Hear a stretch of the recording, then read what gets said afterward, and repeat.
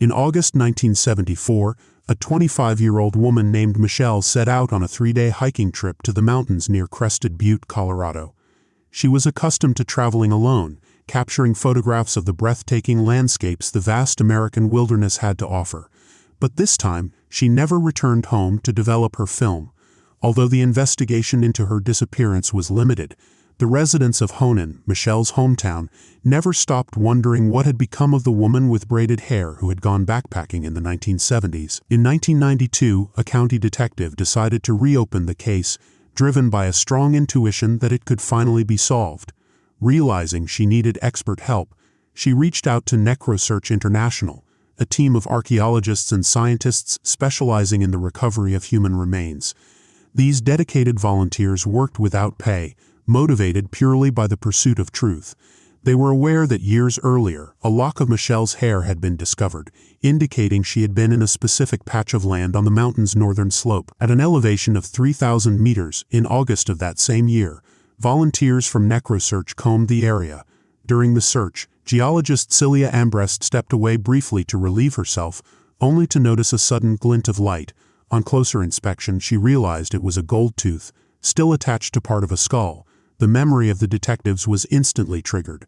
Michelle's father had stated 2 decades earlier that his daughter had a gold tooth exactly like that one. The finding confirmed the grim truth. Michelle had been the victim of a violent crime.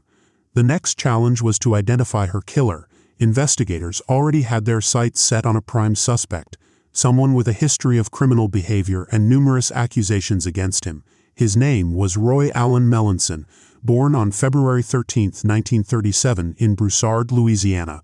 As an adult, Roy became a drifter, scamming people across the country. He was tall and conventionally unattractive but fancied himself a ladies' man.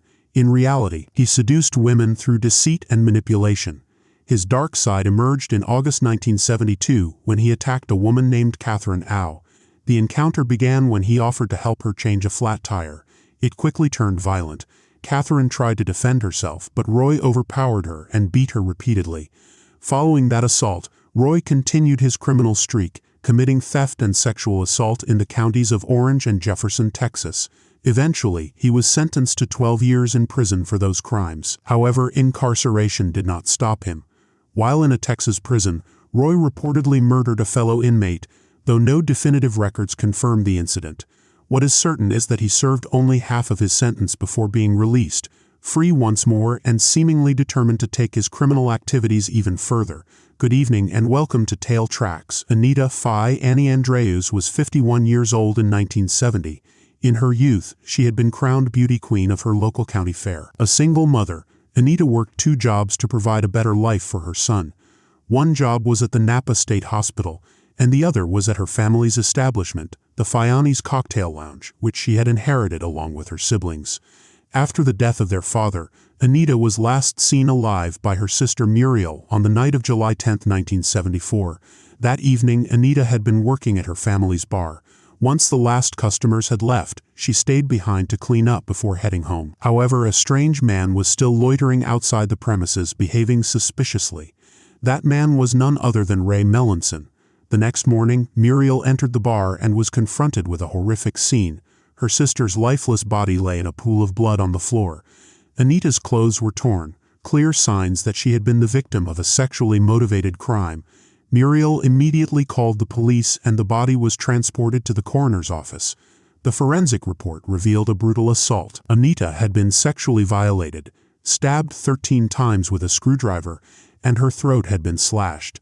Her Cadillac Eldorado was missing from the scene, leading police to believe the killer had stolen it to flee. Several pieces of evidence were found at the crime scene: a cigarette butt left in an ashtray, a blood-smeared fingerprint on the back staircase, additional fingerprints on a bottle, and the cash register had been left open.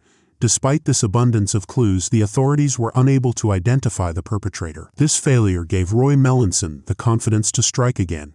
His next known victim was Michelle Wallace, born April 13, 1949 in Cook County, Illinois. Shortly after her birth, her family moved to Chicago, where she spent most of her childhood. Michelle was an energetic girl who loved swimming and enjoyed spending time with her parents, George and Margaret, as well as her brother, George Jr. After graduating from Riverside Brookfield High School in 1967, Michelle traveled to Africa and Spain before returning to the United States to attend Utah State University. However, after 2 years, she decided to leave school and completely change her lifestyle. She relocated to Aspen, Colorado, drawn by the opportunity to ski, her newfound passion. To support herself, she worked in road maintenance, which allowed her to spend time outdoors. In her free time, she photographed rustic landscapes and enjoyed traveling with her loyal German Shepherd Oki, who provided both companionship and protection. One of Michelle's favorite destinations was West Gunnison. She adored its mountains and quiet residential neighborhoods, seizing every chance to take photographs of anything that caught her eye. Michelle's mother, Margaret, had grown up during the Great Depression and always longed to travel, though she had never been able to afford it. Though she was more domestically inclined, she wholeheartedly supported her daughter's adventurous spirit, often helping her plan trips and living vicariously through her experiences. Her father, George, had worked in the restaurant industry before opening his own pizzeria. Despite his business-focused mindset, he deeply admired Michelle's courage and vibrant personality. By 1974, Michelle had settled into her new town and formed a small circle of friends. While her peers from Chicago were graduating from college and starting families, she continued to embrace her independence, devoting herself to work, skiing, photography, and exploration.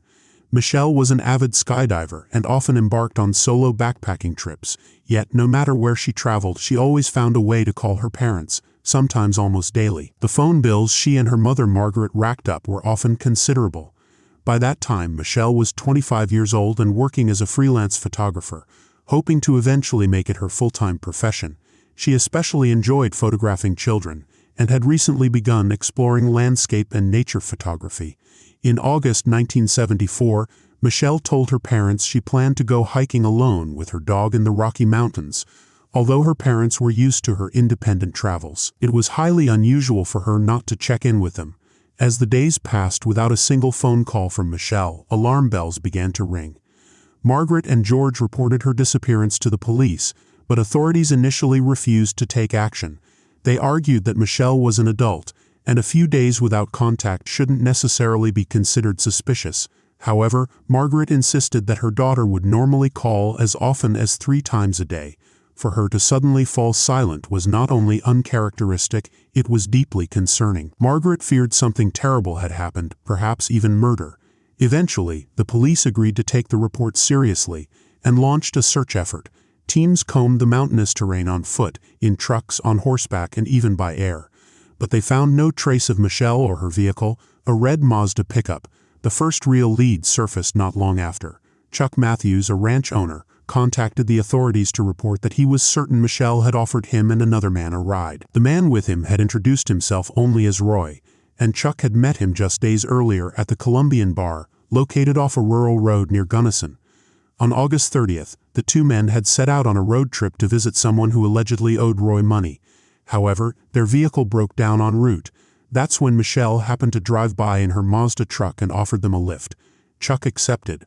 Roy, for his part, claimed he needed a ride because he was having car trouble, though this puzzled Chuck, since Roy had previously told him he didn't own a vehicle at all. Choosing not to press the matter, Chuck climbed into the back seat with Michelle's German Shepherd Oki, while Roy took the front passenger seat. After Michelle dropped Chuck off back at the Columbian Bar, she continued driving with Roy still seated beside her. That was the last time Chuck or anyone else saw Michelle alive. Police managed to locate a man who matched Chuck's description of the suspect. He was found in Pueblo, Colorado, and his name was Roy Melanson, a drifter with a prior conviction for sexual assault in Texas. All that remained was to apprehend him and secure a statement. In September 1974, Roy was arrested in Pueblo while parked outside a local high school. When detectives searched his vehicle, they discovered Michelle's license plate and keys. They also recovered a pawn shop receipt for a professional camera and accessories, items later confirmed to belong to Michelle. They eventually discovered a roll of film containing photographs of residents from Denver, Gunnison, and Oklahoma. Among the evidence, they also found Michelle's backpack, her driver's license, and a receipt for a sleeping bag, indicating Roy had likely sold her other camping gear as well. In total, Michelle's belongings had earned him just $73.75. After this discovery, investigators managed to recover Michelle's camera. When they developed the film Roy had in his possession, it revealed several photos Michelle had taken, one of Oki still wearing a hiking pack, and another of Roy lounging next to a young, unidentified woman who was not Michelle. It's believed Roy asked someone else to take the photo before he sold the camera. Tragically, just 1 week later, Oki wandered onto a farm and was fatally shot by a rancher who claimed he was protecting his livestock. The dog was identified by his tag, but Michelle remained missing. During questioning, Roy, who at the time worked for a sheep rancher, claimed he and Michelle had stopped for coffee, at which point he took the opportunity to steal her car and flee. He later abandoned the vehicle in Amarillo, Texas. He admitted to the theft but denied any involvement in Michelle's disappearance. Shortly after, police recovered Michelle's vehicle, but there were no signs of violence inside. Despite Roy's increasingly suspicious behavior, investigators found no concrete evidence linking him to a murder. Without a body, they could not prove a homicide had occurred. The case went cold, and Roy was charged only with fraud, check theft, and trespassing. Soon after his daughter's disappearance, George suffered another devastating loss.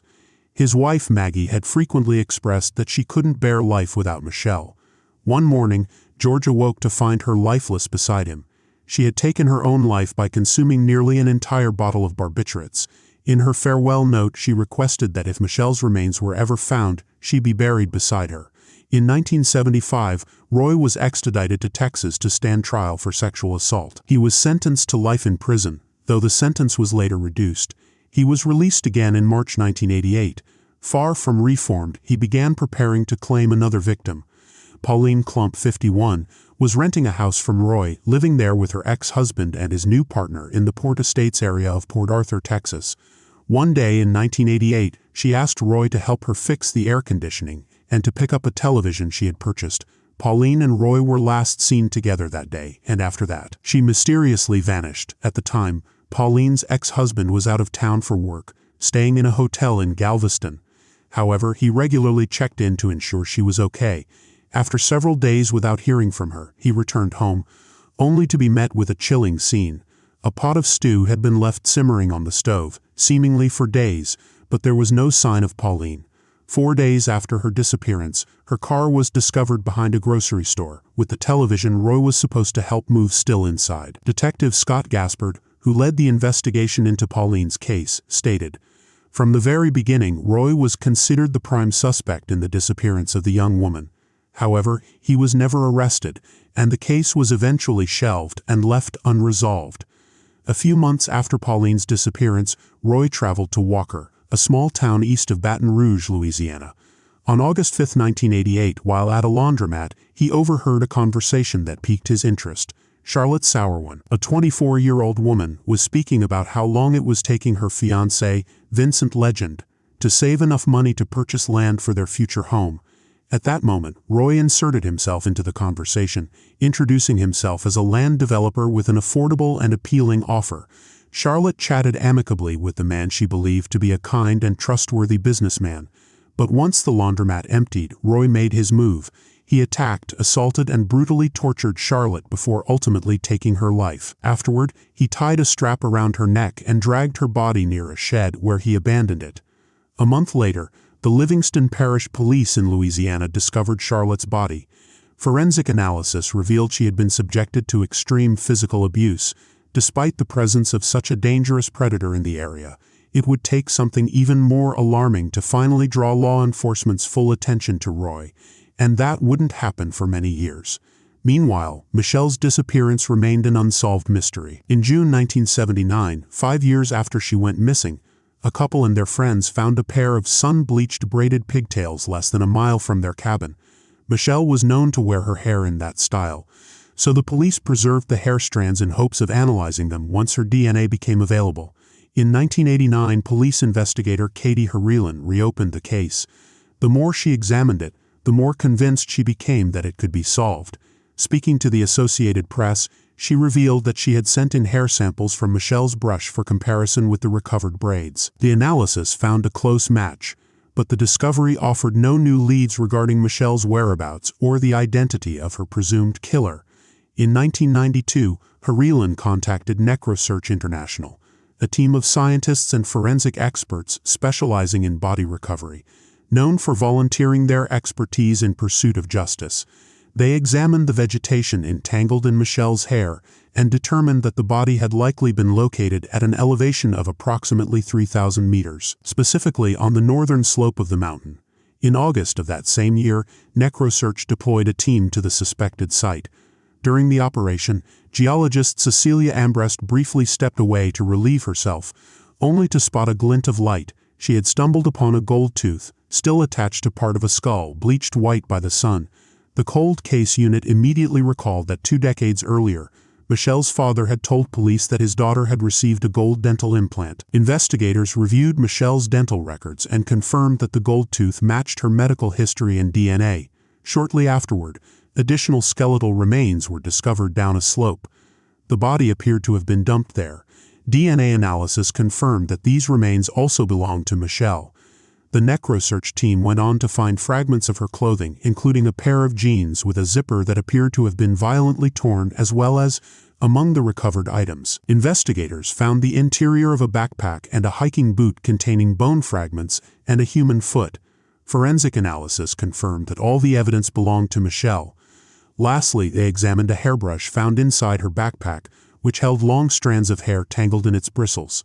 Laboratory tests confirmed that the hair matched the sun-bleached pigtails discovered 18 years earlier by the vacationing couple. A full autopsy was later performed on Michelle's skeletal remains. Unfortunately, the soft tissue had decomposed to the point that the exact cause of death could not be determined. Still, the case was on the brink of being solved. A key breakthrough came from the rancher's 1974 testimony, which placed Roy as the only viable suspect in Michelle's disappearance. All that remained was to locate him, and luck was on the detective's side. Roy had been arrested in Kentucky in January 1992 on unrelated theft charges and was still serving his sentence in a state prison when investigators arrived. They requested his extradition to Colorado to face trial for Michelle's murder, and the request was granted. In addition to the rancher's statement, the prosecution secured testimony from Roy's former cellmate, John Paul Steele, who told authorities that Roy had confessed to hiding a body in the mountains. As if that weren't enough, other ex-inmates informed investigator Harelan that Roy had boasted about killing a defiant woman. Before the trial began, police constructed a timeline of what they believed occurred during Michelle's disappearance and subsequent murder. They also uncovered further crimes Roy had committed while in Colorado. In August 1974, Roy arrived in Grand Junction County, Colorado, posing as an experienced sheep herder. A local rancher believed him and hired him to hunt mountain lions and coyotes that had been preying on his livestock. In reality, Roy was destitute and homeless. His fabricated credentials earned him a temporary place to stay.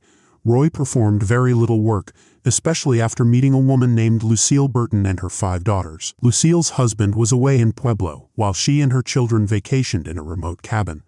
Roy quickly ingratiated himself with the family.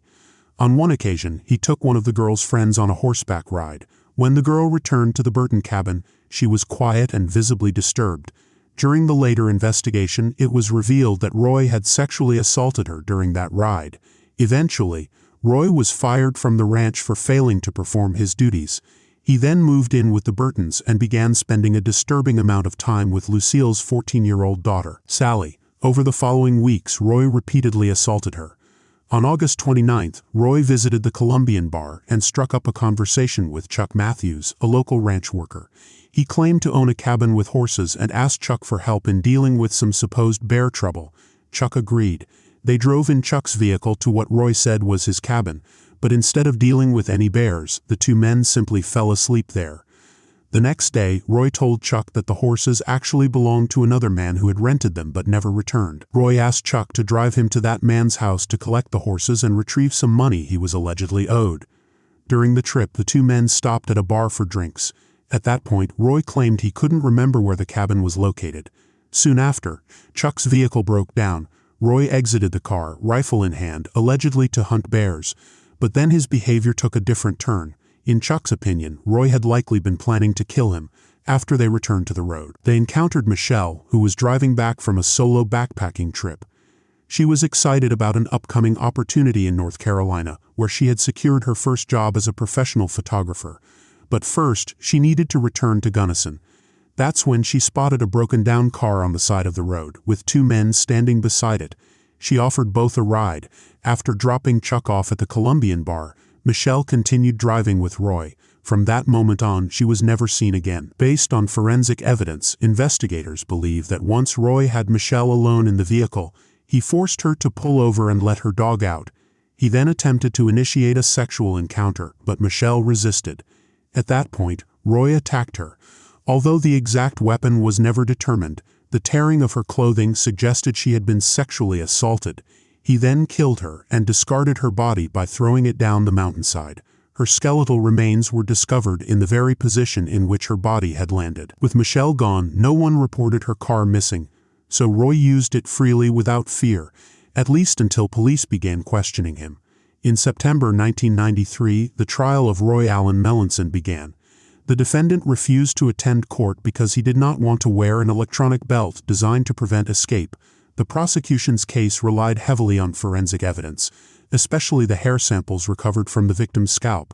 These, along with the bones discovered on the mountainside, were presented in glass display cases as key evidence. Roy finally appeared in person for the sentencing. "I don't know what you expected your lawyers to do, perform miracles," said District Court Judge Richard Brown. "You are a waste of humanity," he added. Roy Melanson was found guilty and sentenced to life in prison for Michelle's murder, a sentence that would only begin after completing his 20-year sentence for theft in Kentucky. After his conviction, Roy repeatedly appealed to the parole board, claiming that his sentence was unlawful due to the inability to determine Michelle's exact cause of death. However, all his appeals were denied. Michelle's father supported the sentence handed down to his daughter's killer. Unfortunately, his life did not improve after the conviction. On what would have been Michelle's birthday in April 1994, her remains were buried at Woodlawn Cemetery, beside those of her mother. George, Michelle's father, had retired to St. Petersburg, Florida in 1977 and later remarried. But tragedy struck again in the early 2000s when his second wife passed away.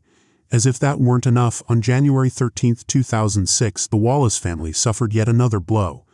Two intruders broke into George's home. Eugene Wesley, 17, covered the then 85-year-old man, frail and wheelchair-bound, with a blanket, while Stephen M. Sterling, 21, brutally struck him with a blunt object. The attackers stole George's car but took almost nothing else of value. George succumbed to his injuries in the hospital. Police swiftly apprehended both Wesley and Sterling. The latter was sentenced to life imprisonment without the possibility of parole and transferred to the annex of the Sewanee Correctional Institution. Eugene, for his part, cooperated with authorities. Authorities secured Eugene Wesley's cooperation, and he testified against Sterling. As a result, Wesley received a 25-year sentence for second-degree murder and endangering behavior. He was incarcerated at the Liberty Correctional Institution in Bristol, Florida. George Jr., the other son of the victim, was left completely alone. "We are an unfortunate family," he told the Tampa Bay Times. "Two murders so far apart and a suicide are incredibly difficult to comprehend," he added. Meanwhile, Roy Melanson continued to face the consequences of his merciless crimes. In the year 2000, a newly enacted federal law required him to submit a DNA sample. This gave authorities the long-awaited opportunity to connect him definitively to several other murders for which he had long been a suspect. His genetic profile linked him to the homicides of Charlotte Sauerwin and Enita and Andreus in 2010. However, he was only tried for Charlotte's murder, for which he received a second life sentence in 2011. Since then, U.S. law enforcement agencies began re-examining their cold cases in the hopes of tying Roy Melanson to additional unsolved crimes. Still, the killer remained largely uncooperative with investigators and continued to petition for parole. He even appealed to the Colorado Supreme Court, requesting to be released to a nursing facility for the remainder of his life. He denied any involvement in Michelle's murder and claimed that no warrants from other jurisdictions were in place to prevent his release. Nevertheless, the parole board repeatedly denied his requests. Although the remains of Pauline Klump were never found, her husband's testimony convinced detectives that Roy Melanson was her killer. In his final years, Roy's health deteriorated significantly. He was wheelchair-bound and eventually died on May 22, 2020, while serving his sentence. Strangely, news of his death wasn't made public until 2021, when the Napa County District Attorney's Office contacted the prison to inquire about his status. Roy Melanson left this world without ever being held accountable for several murders he was almost certainly guilty of, at least according to witness statements and forensic evidence. He never had the decency to tell the victims' families where their loved ones' remains could be found. He departed, leaving behind one haunting question for the detectives who pursued him. How many people did this man truly kill? If you found tonight's case both compelling and informative, I would greatly appreciate a like or a comment. I bid you farewell for now, but not before extending my heartfelt thanks once again. And remember, if you haven't subscribed yet, I warmly invite you to do so and become part of this growing community. This has been Tale Tracks. Until next time.